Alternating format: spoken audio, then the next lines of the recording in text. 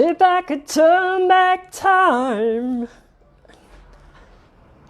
You want me here? Is this the right one? You want me to talk about my life? 6 decades of #1 hits. And the US artist to do that. I'm the only one. Who knew that I'd have such longevity? I didn't start off that well. My mother was she'll kick me for saying this, she's 93, you know, but she was a 2-bit model.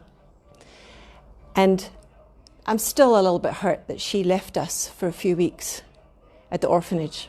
She'd come and visit us daily, but it was still a very traumatizing time in my life. I don't think I've ever recovered. And yes, I met Sonny when I was 17, just a little over 17. I had to leave school.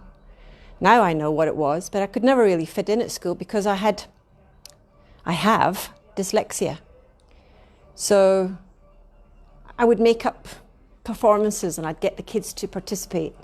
And they loved me for that, but I knew I wasn't going to get any school leaving certificate. To this day, I still struggle with words.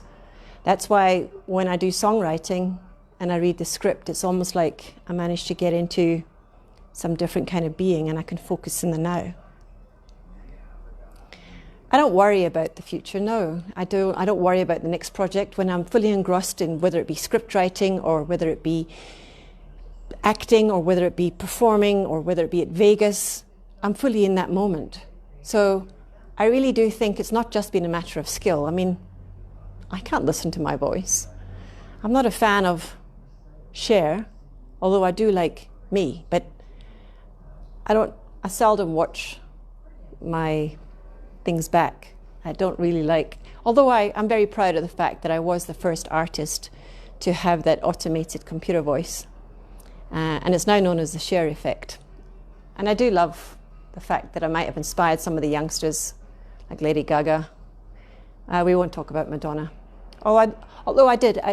You know, when I think back to all those interviews through the years, the men were merciless, and they were always usually doing the interviewing. They were always trying to probably figure out how to get me in bed, you know. But I wasn't that kind of woman.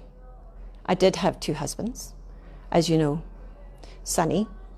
And he was the one that, he drew the artist out of me. I was so shy, you know, and I still am shy. When I dress up in these costumes and I flash my body, that's a performance. But this is actually quite a shy experience for me.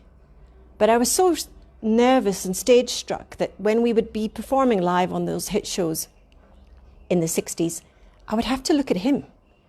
And I remember reading once that a journalist had said that I'm singing through Sonny, you know, to the audience. But through the time, obviously, I learned to develop my character and my voice. And yeah, I must say, I've never done the drugs and the drink.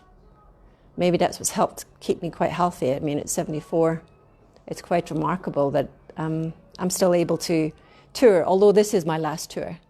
I can now skip along the stage once and then walk around it. But I mean, I don't think I'll be doing another tour. It takes a toll on the body, you know. And even though I've got good genes in my mother, I don't want to ruin the next 20 years that I've got.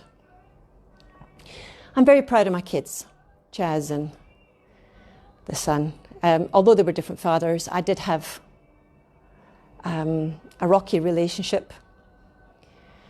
And, you know, as life, to get to my age and not go through these rocky relationships, especially having been in the spotlight and growing up in the spotlight over the years, of course there's going to be fallout. And yeah, I'm grateful for a good makeup artist and a good plastic surgeon. I mean, if I can afford to get the help, then I will keep myself marketable. Why not? And I am proud. I'm proud of the movies that I've done. And I know I've got an Oscar for Moonstruck. And I've worked with Meryl Streep. But when I look back at my life, I'm very proud of Sherilyn.